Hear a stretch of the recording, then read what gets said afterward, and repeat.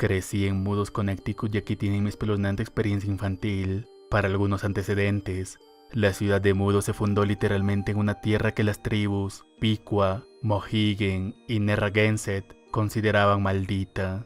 Se dice que es una tierra habitada activamente por una deidad malvada y que el nombre de la ciudad proviene de Macumodos, que significa lugar de ruidos malignos.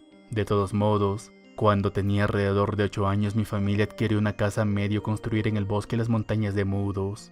La empresa constructora que había comenzado la casa quebró en medio de la construcción. Cuando comenzamos a trabajar en la casa notamos que había una cantidad realmente inquietante de vida silvestre muerta en ella. Los pisos sin terminar estaban cubiertos con capas de láminas de plástico y papel de envío del antiguo equipo de construcción, y entre las capas de escombros encontramos ardillas, pájaros, mapaches, zorros y demás en diversas etapas de descomposición. Mi padre había arreglado propiedades abandonadas similares en el pasado, pero nunca había visto un volumen tan ridículo de animales invasores muertos. Aún así, la construcción salió más o menos según lo planeado, aunque tanto mi familia como un buen número de trabajadores comúnmente veían algo por el rabillo del ojo cuando estaban afuera solas, y siempre era un objeto oscuro del tamaño aproximado de un perro grande que se sacudía a lo largo del perímetro del bosque. Hacia el final de la construcción perforamos un nuevo pozo para la casa.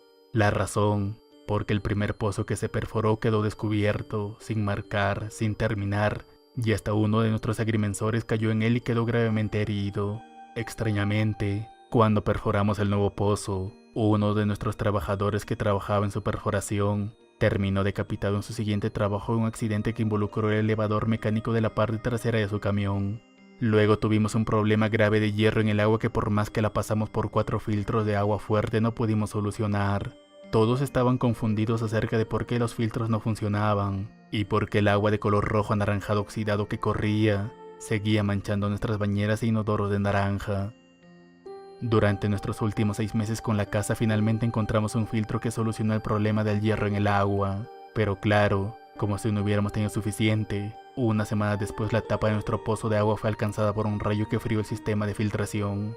Para entonces mi padre se había convertido en un alcohólico deprimido, no solo por todos los problemas que habíamos tenido con la casa, sino también por un accidente que tuvo hace años en el cual se rompió varios discos de la columna que restringió severamente su capacidad de movimiento. Gracias a su alcoholismo murió en la propiedad de una úlcera hemorrágica. De hecho se ahogó con su propia sangre, y los médicos que intentaron resucitarlo terminaron dejando un charco de sangre en la alfombra de nuestra sala de estar que no pudimos lavar. Incluso después de toda esta mierda, el colmo fue que tenía una amiga super chiflada de Jesús Freak, y su madre también metida en ello, se negó a dejarle entrar a la propiedad, solo viniendo a ofrecer sus condolencias después de la muerte de mi padre con una pequeña oración. Ahora bien, la puerta de entrada estaba unida a nuestra sala de estar y a la derecha inmediata teníamos nuestras escaleras.